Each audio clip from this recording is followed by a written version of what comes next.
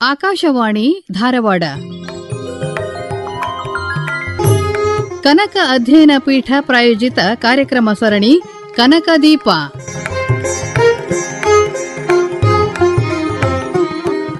ಪ್ರಸ್ತುತಿ ಶರಣಬಸವ ಚೋಳೀನ್ ಹಾಗೂ ಸುರೇಖಾ ಸುರೇಶ್. ಕೇಳಿ ಕನಕದೀಪ. ಈ ಕಾರ್ಯಕ್ರಮದ ಪ್ರಾಯೋಜಕರು ಕನಕ ಅಧ್ಯಯನ ಪೀಠ, ಕರ್ನಾಟಕ ವಿಶ್ವವಿದ್ಯಾಲಯ, ಧಾರವಾಡ.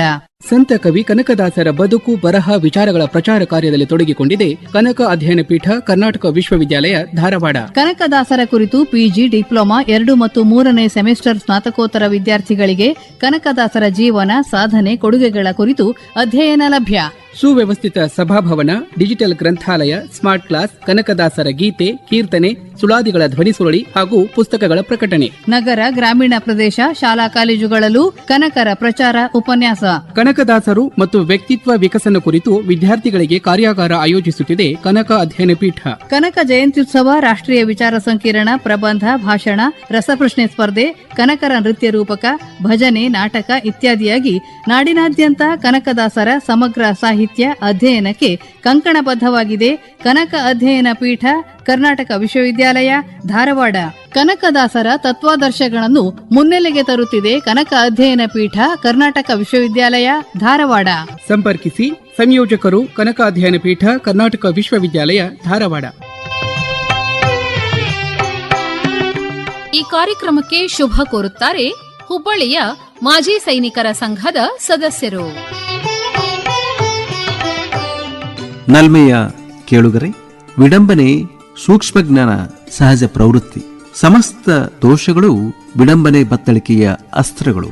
ಮಾನವನಷ್ಟೇ ಅಲ್ಲ, ದೇವರೂ ಇವುಗಳಿಂದ ತಪ್ಪಿಸಿಕೊಳ್ಳಲಾರ. ಈ ಅಸ್ತ್ರಗಳಲ್ಲಿ ರೊಚ್ಚಿನ ಕಾವಿರುತ್ತದೆ, ಹಾಸ್ಯದ ಹೊನಲಿರುತ್ತದೆ, ವ್ಯಂಗ್ಯದ ಮೊನಚಿರುತ್ತದೆ, ಮಾರ್ಮಿಕ ಸತ್ಯದ ಧ್ವನಿ ಇರುತ್ತದೆ. ಕಲಾವಂತಿಕೆ, ನ್ಯಾಯಬುದ್ಧಿ, ಆತ್ಮಶೋಧನೆಯ ಗುಣ ಇವು ಯಶಸ್ವಿ ವಿಡಂಬನೆಯ ಸೂತ್ರಗಳು. ಇಂತಹ ಎಲ್ಲ ಗುಣಲಕ್ಷಣಗಳ ಕೀರ್ತನೆ, ಕಾವ್ಯ, ಮುಂಡಿಗೆ ರಚಿಸಿದ ಕನಕದಾಸರು ಅದ್ವಿತೀಯ ವಿಡಂಬಕಾರರಾಗಿ ತಮ್ಮ ಕೃತಿಗಳಲ್ಲಿ ಕಾಣಸಿಗುತ್ತಾರೆ. ಅಂತಹ ಧೀಮಂತ ಪ್ರಭೆಯ ಕನಕದೀಪ ಸರಣಿಗೆ ಮತ್ತೊಮ್ಮೆ ಸ್ವಾಗತ, ಸುಸ್ವಾಗತ. ಕನಕದಾಸರ ಚಿಂತನೆಗಳ ಕುರಿತು ತಮ್ಮ ಅಭಿಪ್ರಾಯಗಳನ್ನು ಹಂಚಿಕೊಂಡಿದ್ದಾರೆ ಬೆಳಗಾವಿಯ ರಾಣಿ ಚೆನ್ನಮ್ಮ ವಿಶ್ವವಿದ್ಯಾಲಯದ ಕನ್ನಡ ಪ್ರಾಧ್ಯಾಪಕಿ ಹಾಗೂ ಕರ್ನಾಟಕ ಸಾಹಿತ್ಯ ಅಕಾಡೆಮಿಯ ಸದಸ್ಯರಾದ ಡಾ ಮೈತ್ರೇಯಿಣಿ ಗದಿಗೆಪ್ಪಗೌಡರ್. ಆತ್ಮೀಯ ಕೇಳುಗರೆ, ಇವತ್ತ ನಮ್ಮ ಜೊತೆ ಇದ್ದಾರೆ ಡಾಕ್ಟರ್ ಮೈತ್ರೇಯಿಣಿ ಗದಿಗೆಪ್ಪಗೌಡರ್ ಅವರು. ಡಾಕ್ಟರ್ ಮೈತ್ರೇಯಿಣಿ ಗದಿಗೆಪ್ಪಗೌಡರ್ ಅವರು ಕಿತ್ತೂರು ರಾಣಿ ಚೆನ್ನಮ್ಮ ವಿಶ್ವವಿದ್ಯಾಲಯದ ಕನ್ನಡ ವಿಭಾಗದ ಪ್ರಾಧ್ಯಾಪಕರಾಗಿದ್ದಾರೆ. ಅವರನ್ನ ನಿಮ್ಮೆಲ್ಲರ ಪರವಾಗಿ ಸ್ವಾಗತ ಮಾಡಲಿಕ್ಕೆ ಬಹಳ ಸಂತೋಷ ಅನಿಸುತ್ತೆ. ಡಾಕ್ಟರ್ ಮೈತ್ರೇಯಿಣಿ ಗದಿಗೆಪ್ಪಗೌಡರ್ ಅವರೇ, ನಿಮಗೆ ಸ್ವಾಗತ, ಸುಸ್ವಾಗತ. ನಂತ ಧನ್ಯವಾದಗಳು ಸರ್. ತಾವು ರಾಷ್ಟ್ರೀಯ ಸೇವಾ ಯುವ ಪ್ರಶಸ್ತಿಯನ್ನು ಪಡ್ಕೊಂಡಂಥವ್ರು, ಮತ್ತೆ ಮಹಿಳಾ ಅಸ್ಮಿತೆಯಾಗಿ ಸಾಕಷ್ಟು ಕೆಲಸ ಮಾಡಿದಂಥವ್ರು. ತಳ ಸಮುದಾಯದಿಂದ ಬಂದಂತ ಕನಕದಾಸರು ವಿಶಿಷ್ಟವಾದ ಸಾಧನೆಯನ್ನು ಮಾಡ್ತಾರೆ. 4 ಕಾವ್ಯಗಳನ್ನು ಬರೀತಾರೆ. ಮತ್ತು ಆ ಕೀರ್ತನೆಗಳಲ್ಲಿ ಎಂಥ ಮೌಲ್ಯ ಇರ್ತದೆ, ನಿರ್ಭೀಡೆಯಿಂದ ಹೇಳುವಂತ. ಅಂದ್ರೆ ಈ ಶ್ರೇಷ್ಠ ವ್ಯಸನಿಗಳೇ, ನೀವು ಜ್ಞಾನಿಗಳಾಗಬೇಕಂತ ಹೊರಟಿದ್ರಿ, ನಿಮ್ಮ ಅಜ್ಞಾನವನ್ನು ಇಲ್ಲಿ ಯಾಕೆ ಪ್ರದರ್ಶನ ಮಾಡ್ತೀರಾ ಅಂತ ನೇರವಾಗಿ ಕೇಳ್ತಾರ ಅವರು. ಕುಲಕುಲವೆಂದು ಹೊಡೆದಾಡದಿರಿ, ಮನಸ್ಸು ಮಾಧವ ಇದ್ದಂಗ ಮನಸ್ಸನ್ನ ಯಾಕೆ ಹಾಳು ಮಾಡ್ಕೋತೀರಿ, ಹರಿಹರ ಅಂತ ಯಾಕೆ ಜಗಾಡ್ತೀರಿ, ಇಷ್ಟು ಅದ್ಭುತವಾಗಿ ಹೇಳ್ತಾರ ಅವರು.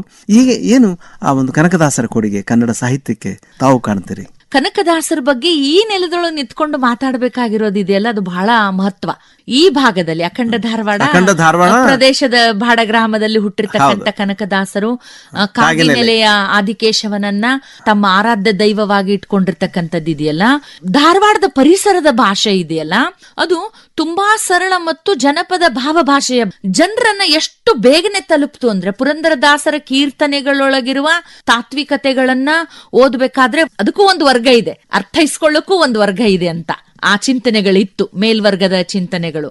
ಆದ್ರೆ ಕನಕದಾಸರ ಕೀರ್ತನೆಗಳು ಯಾವುದೇ ವರ್ಗದ ವ್ಯಕ್ತಿ ಇರಲಿ ಬಹಳ ಸರಳವಾಗಿ ಅವುಗಳನ್ನ ಅರ್ಥೈಸಿಕೊಳ್ಳಬಹುದಾಗಿರ್ತಕ್ಕಂಥ ಒಂದು ಶಬ್ದ ನಾನು ಬಳಸಲಿಕ್ಕೆ ಬಯಸ್ತೀನಿ. ಕನಕದಾಸರ ಕೀರ್ತನೆಗಳಲ್ಲಿ ಸಾನುಕ್ರೋಶತೆ ಇದೆ, ಆಕ್ರೋಶ ಇದೆ.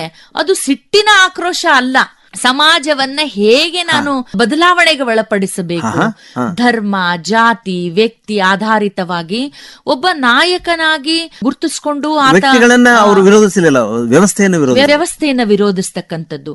ಅವರ ರಾಮಧಾನ್ಯ ಚರಿತೆ ಇದೆಯಲ್ಲ, ಯಾವುದೇ ವ್ಯಕ್ತಿಯನ್ನ ಕುರಿತು ಅವರು ಮಾತಾಡ್ಲಿಲ್ಲ. ಅಲ್ಲಿ ಆ ವೈರುಧ್ಯತೆಗಳನ್ನ ಹೇಳ್ಬೇಕಿದೆ ಅಲ್ಲ, ಸಮಾಜವನ್ನ ಮುನ್ನಡೆಸಬಹುದಾದ ಮೌಲ್ಯಗಳು ಬೇರೆ, ಸಮಾಜದ ಹಿಮ್ಮುಖ ಚಲನೆಗೆ ನಮಗೆ ತೆಗೆದುಕೊಂಡು ಹೋಗ್ತಕ್ಕಂತ ವಿಚಾರಗಳು ಬೇರೆ. ಆ ಪ್ರತಿರೋಧವನ್ನ ಎಷ್ಟು ಅದ್ಭುತವಾಗಿ ಭತ್ತ ಮತ್ತು ರಾಗಿ ಜೊತೆಗೆ ಕಟ್ಟಿಕೊಡ್ತಕ್ಕಂಥ, ಇವತ್ತಿಗೂ ಕನ್ನಡ ಸಾಹಿತ್ಯವನ್ನ ವಿಶ್ವ ಸಾಹಿತ್ಯದ ಜೊತೆಗೆ ಒಂದು ತೂಕದಲ್ಲಿ ನಿಲ್ಲಿಸ್ತಕ್ಕಂಥದ್ದು ಕನಕದಾಸರ ಕೀರ್ತನೆಗಳು. ಅವರ ಮುಂಡಿಗೆಗಳು ಅಷ್ಟೇ ಪ್ರಭಾವಿತವಾಗಿವೆ ನೋಡ್ರಿ. ಅವರು ಭಕ್ತಿ ಅಂತ ಹೆಸರುವಾಸಿ.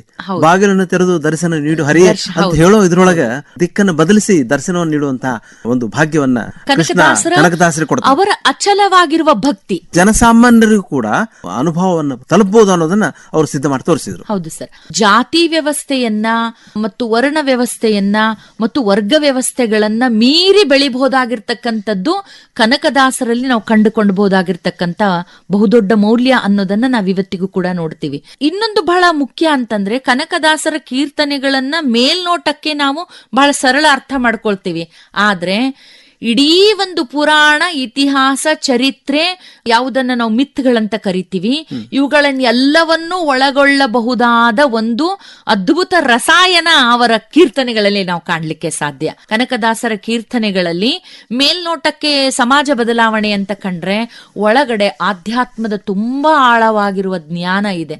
ಮುಂಡಿಗೆಗಳಿದೆಯಲ್ಲ, ಅದು ಅದ್ಭುತವಾಗಿರ್ತಕ್ಕಂಥ ತಾತ್ವಿಕತೆಗಳನ್ನ, ಅವುಗಳನ್ನ ಆ ಕಾಲದಲ್ಲಿ ಪಂಡಿತರಲ್ಲದೆ ಪಾಮರರು ಕೂಡ ಅರ್ಥ ಮಾಡ್ಕೊಳ್ಳಿ ಅಂತ ಸಂಗೀತಕ್ಕೆ ಅಳವಡಿಸಿದ್ರು, ಜನಪ್ರಿಯ ಮಾಡಿದ್ರು ಅವರು. ಇದು ಕೂಡ ನಮ್ಮ ಕೀರ್ತನೆ ಸಾಹಿತ್ಯಕ್ಕೆ ಸಲ್ತಕ್ಕಂತ. ಡಾಕ್ಟರ್ ಮೈತ್ರಿಣಿ ಅವರೇ, ನೋಡ್ರಿ ಅದ್ಭುತವಾಗಿ ತಾವು ಮಾತಾಡಿದ್ರಿ.